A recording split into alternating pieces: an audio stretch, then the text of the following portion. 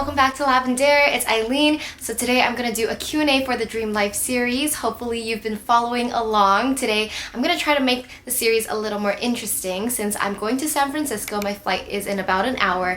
Just finished packing, so I think I'm gonna answer your questions as I take you guys along with me. Shall we? All right, let's go.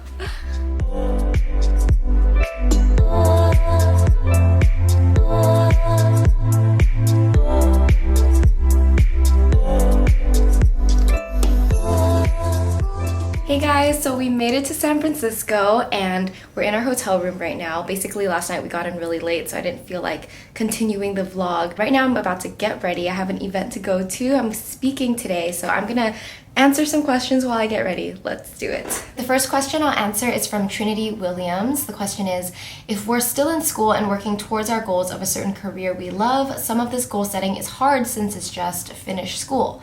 Anyway, tips for a series when you're a student working hard to do what you love. Well, first of all, I don't think you have to worry since you're already in school for doing what you love. I think the problem is when you're in school doing something other than what you love or what you want to do.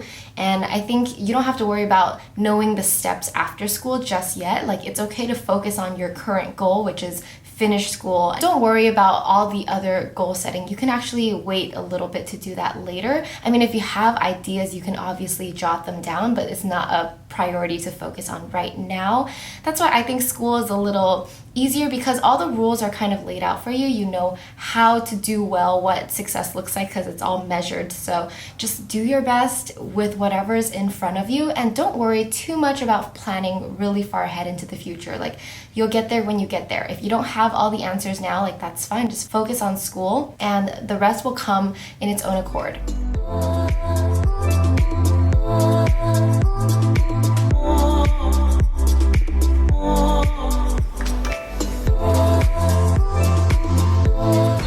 Told you where we're going. We're going to LinkedIn. I'm going to give a workshop for an hour on like productivity and success hacks.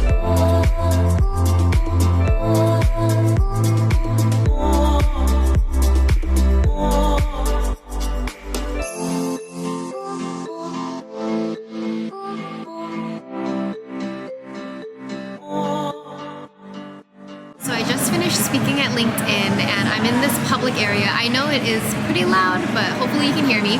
I'm going to answer one question right now. So this question asks, how do you handle people who are in the way of your dream life? It can be hard when there's people in your life who don't believe in you or don't want you to pursue your dreams. And in the cases that those people are close to you, like they're your family members, it can be tough because there is like a conflict. But you have to remember that these people, they see you as a reflection of themselves. So they maybe don't want you to pursue your dreams because they are afraid that you're not going to succeed. They're afraid you're going to fail. And so they kind of like project their fear onto you. And in that case, you have to learn to kind of shed that care. Learn to care less about what people are thinking and saying, and you just have to do you. There's no other way around it. You have to just accept that you're not going to see eye to eye, and that's okay. So you just have to do your best to focus on your own path.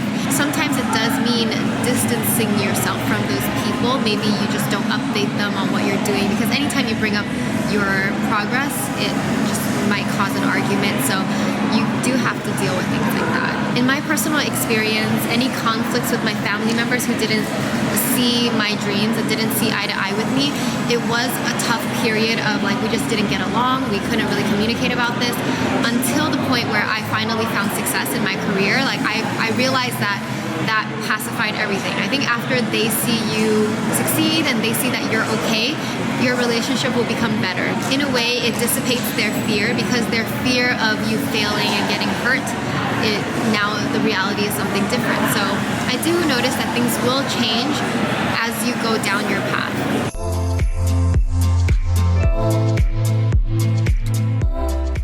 Okay, so we are back at our hotel now. I've changed and we're kind of just chilling, so I'll answer another question right now.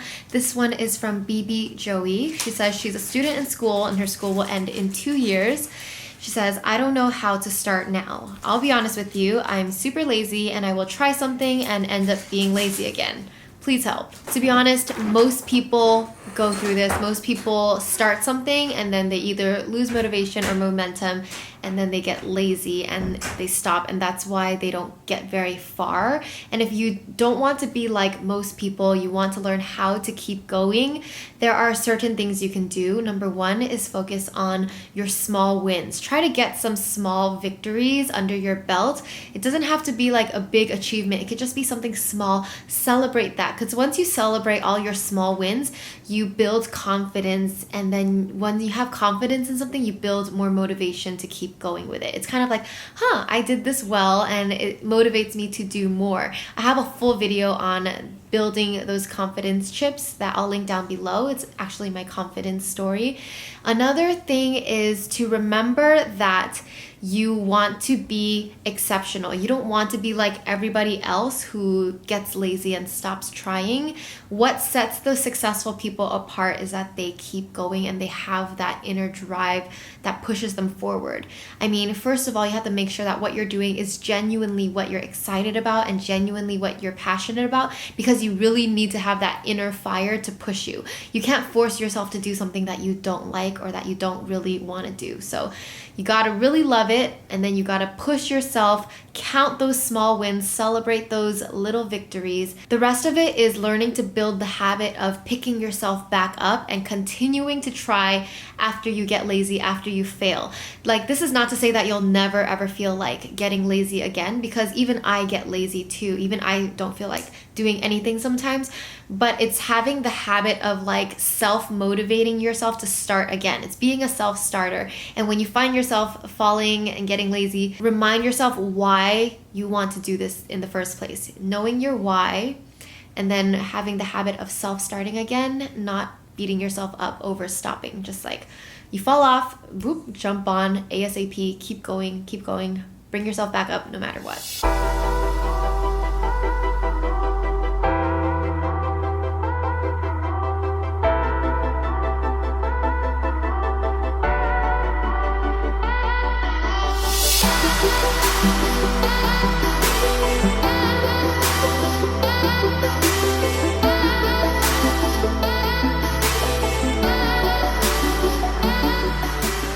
Alright, so right now we're at this museum called the Exploratoria, I believe, and we're actually sitting in this like spinning thing, but I thought it'd be nice to sit down and answer another one of your questions. So another question is by Colleen. She says, what if your fear is a reality, that you have no or less talent to achieve your dream? I'm an artist who's into drawing, but seems that I'm no good. I barely have any followers, more so likes on my post.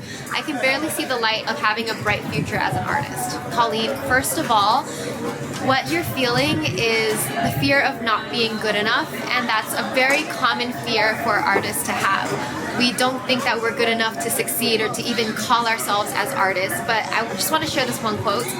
Every artist was once an amateur, meaning everybody is born and we're not like perfect, we're not like an amazing artist when we start out. Everybody starts somewhere and usually they're not very good.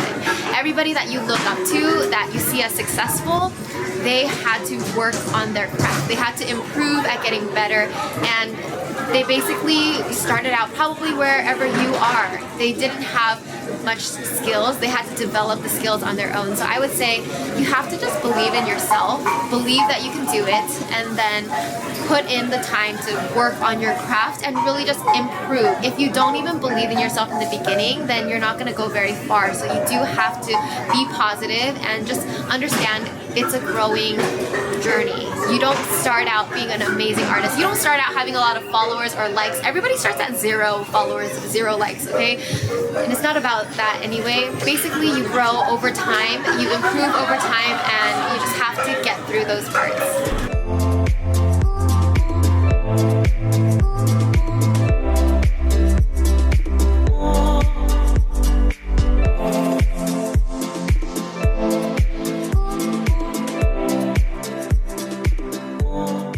So we just got back to our apartment in LA. We just flew today from SF, so I feel pretty tired, but I'm excited to relax today. It is a Saturday, so I thought I'd answer one last question for you guys. This one is from Jerry. How do you keep up with your routine when you have to travel, or how do you adjust your mindset as well as routines when your original plans fall apart or when you're not progressing at the rate that you expected? So travel happens, life happens, things always come up out of nowhere. So I feel like my life, I can only plan so far ahead before I have to like adjust everything and shift everything around. So I think you definitely have to be flexible.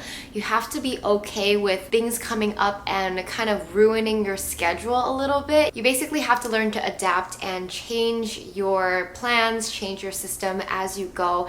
And you have to have that mindset of not being so strict on like, okay, I have to do this way, because things will come up. And you have to, like I said earlier in my videos, self-forgiveness is important. Forgive yourself for not sticking to the exact plan that you had for yourself, because things will change. You have to stay flexible, learn to adapt quickly to new situations, and let yourself go. Like, be okay with that. Be okay with not progressing at the rate that you expected. It's not about how fast you're going. It's not about how on time or according to plan you are. It's about just being agile, doing what you can, moving around obstacles, like shifting things around, just making it work with what you got. So yeah, of course, it's always good to have a plan, to know what you want to do and set some sort of timeline for it. But it's also very important to learn to adapt quickly to changing situations and be flexible and be okay with that. Don't be so strict and rigid with yourself. Alright, those are all the questions I'm going to answer in today's video. I hope that it helped. If you have any other questions about the Dream Life series, feel free to leave it down below and I'll do my best to answer as many questions as I can. But I'll see you in the next video, which is going to be the Dream Life series wrap up, which I'm excited about. So see you then. Bye.